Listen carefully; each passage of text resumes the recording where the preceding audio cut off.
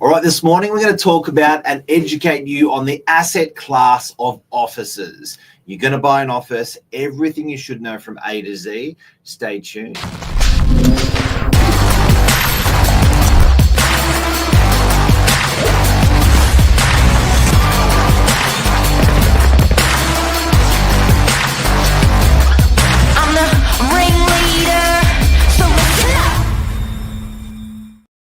What do you know? Quite a bit, but I thought we'd go to the master first, hey? Offices, Yeah. Commercial property, investment. A lot to unpack, isn't it? Yes. Very exciting. It is, definitely. Only a growing space, I feel, with the current market, the way it's heading, interest rates easing, although slowly. It'll really start to unlock some of these investments for people out there looking for something a little bit different to your residential market. I would suggest it's the lowest entry price asset class in the market. It's actually cheaper than storage.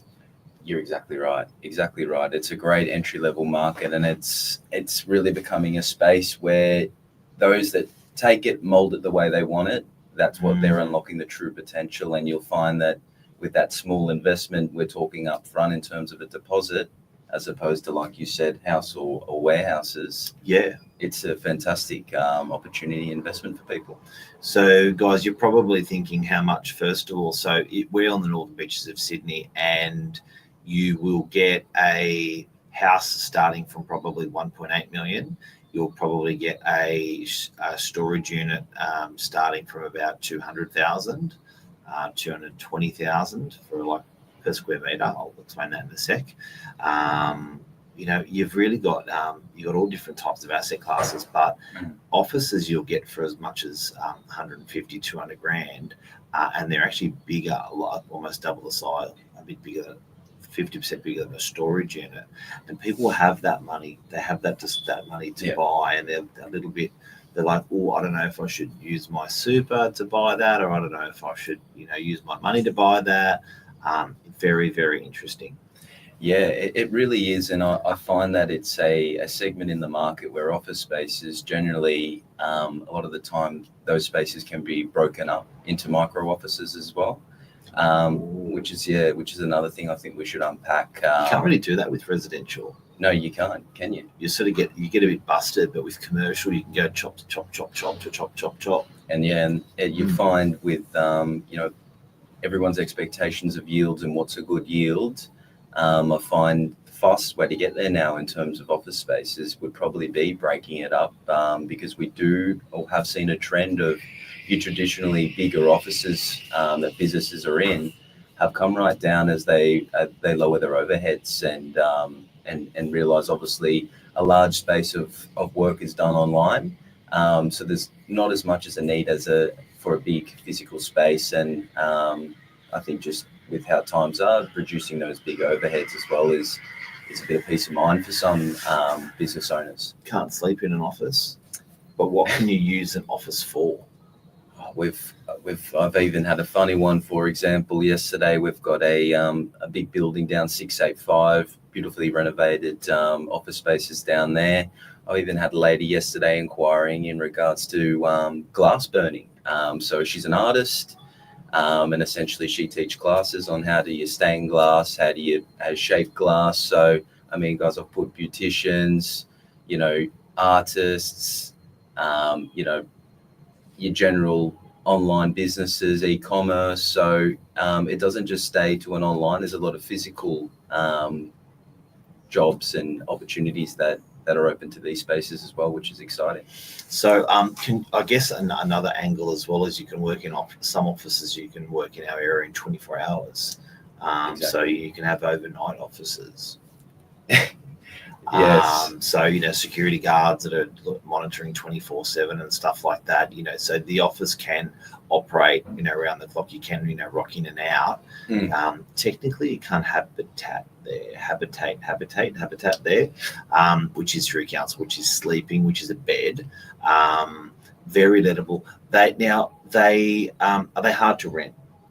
No, they're not. I don't find they're hard to rent at all. I think a big thing with anyone stepping into the commercial market, you've got the right agent that you're dealing with. A lot of the time, what we find is from that exchange process, we start putting the feelers out to the database in regards to tenants or potential tenants that have inquired on previous properties.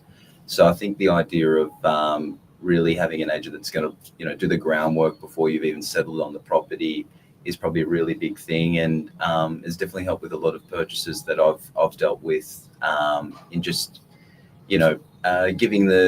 settling the nerves, so to speak, for someone jumping into, say, a commercial property for the first time, finding tenants, who do I manage it?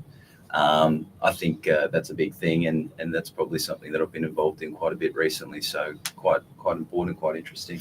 Should we pull apart one of our favourite one in DY Parade?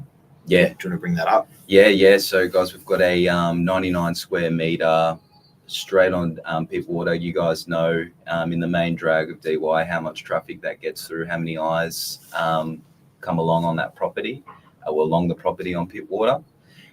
So yeah, we've got a great team physio down on DY Parade, Pittwater. They've got a big space there with multiple treatment rooms, reception, really well spaced out. So I think that's one that I would have thought there'd be a lot more interest and inquiry on, just because these spaces are perfect in order to get those yields. Those traditional, pretty cool space. Look at that. I think I've shared that on the screen successfully. Have I? Should everyone see that? Yeah. Beautiful. I think you have. Yeah. I think you have. It's good space. Yeah, it really is really good space. For that price tag, $599 guide, you're getting almost. You can't get a studio apartment in DY for that. Well, yeah, your apartments are 60 meters squared, 50 internally these days. It's sort of priced over 700 original. So something that's renovated, 99 squares, good fit out, already existing.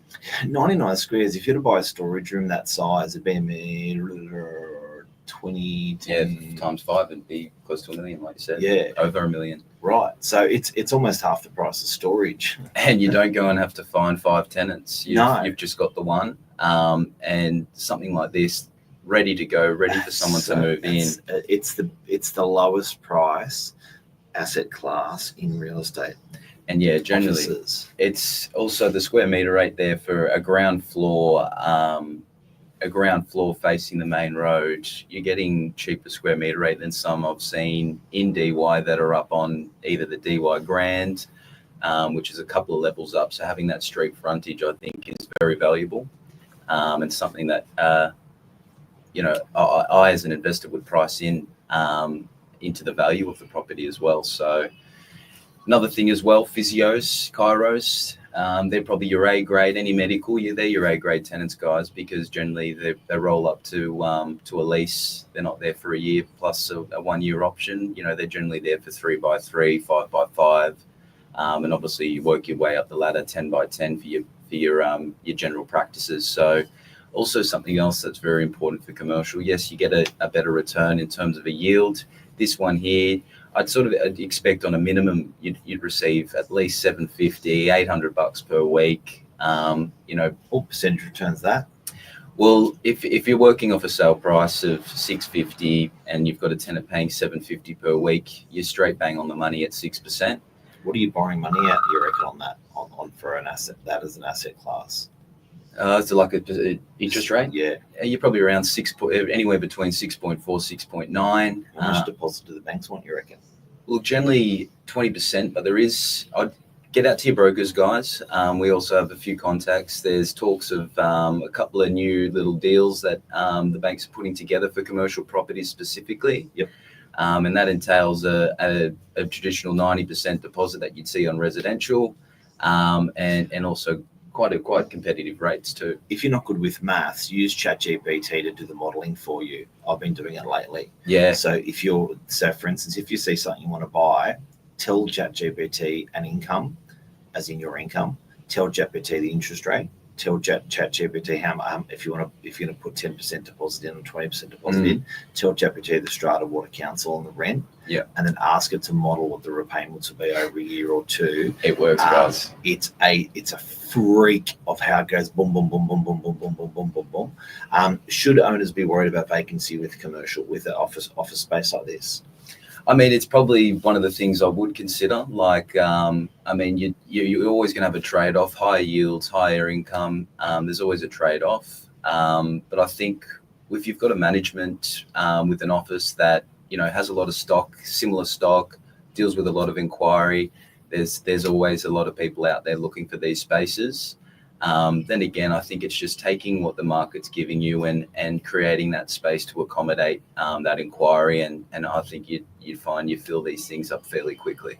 Should people be scared if they're buying the office asset class over any other asset class? What should the things they should be watching out for?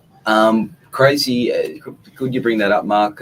Not sure if anyone's seen, but I seen an article about 2 or 3 weeks ago that was actually speaking about the limited supply of offices throughout the Northern Beaches. So I think something to look at there is, general economic market and, the health of business and, it's relying on commerce. Definitely relying on commerce. But I think it probably even more so when you break those micro spaces down, probably fits the bill even more because it sort of fits the mentality of the crowd at the moment. And that's where you want to position your property, because competition, more people wanting to rent the space, increases your rental on the property, and then in turn your yield, and then in turn the value, because that's also quite a big way of valuing your commercial properties is off the basis of your leases. So I think that is a really important aspect. Point of the picture, really. So guys, that's the asset class. That is talking about office spaces, everything in office spaces. You can always just call us. You can always just write a comment here asking us questions about offices. We're always happy to help people out there. I reckon it's a very inexpensive. It is the most inexpensive asset class in the area. Cheaper than storage, cheaper than residential, cheaper than industrial. It's the cheapest, and it actually performs very well with capital growth and with renting it out. Thanks for joining us today. Anything else you want to say? No, that's pretty much covered it. But I just think, in terms of yields these guys' days, the traditional 6-7% that we used to see a lot of the time, it's not as frequent out there in the market.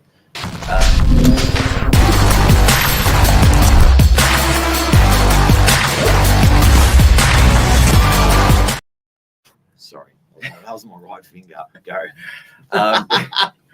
Your traditional 6-7% aren't as frequent anymore, guys. But I'll tell you, the last couple of deals I've been working on with these small office spaces, or like the one down in Pittwater Road, one in Forestville, they're achieving these traditional yields 6-7%. So definitely look out for them. There's money to be made. Boom. Thanks, Legend. Thank you.